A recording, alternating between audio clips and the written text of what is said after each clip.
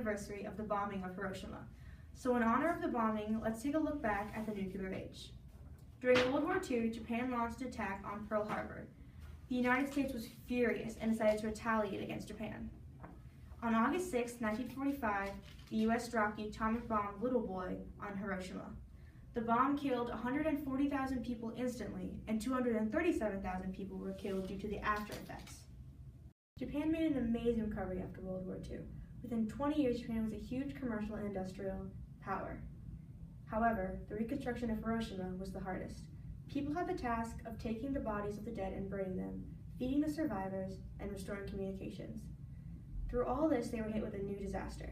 On September 17th, a typhoon hit Hiroshima, claiming 3,000 more lives and flooding what was left of the city. Even still, the citizens of Hiroshima picked themselves up and started their reconstruction. Now let's take a look at the Cold War. During World War II, the United States and the Soviet Union were uneasy allies. Because the United States and their allies, and the Soviet Union and its allies, each believed the other was looking for world domination. Due to this, each side believed they needed to be able to defend themselves against an attack. Because of the events in Hiroshima, this meant having a supply of nuclear weapons. Because the United States already had atomic bombs, they had the upper hand for 4 years. In 1949, the Soviet Union had exploded their own A-bombs.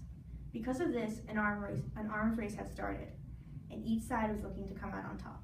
In the arms race, the United States and the Soviet Union competed against each other to build powerful nuclear weapons and more advanced ways of transporting them.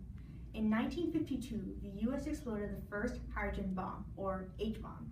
The H-bomb had an explosive power 1,000 times more than Little Boy. 9 months later, the Soviets had their own H-bomb. Eventually it became clear that there were enough bombs on both sides to wipe out the entire human race. Luckily, neither sides had a war. The Cold War ended in 1990, but its end did not mean the end of the threat of a nuclear genocide. Today, 5 countries possess nuclear weapons. It's hard to believe that weapons that are capable of destroying our planet are still out there and are slowly making their way into other people's hands.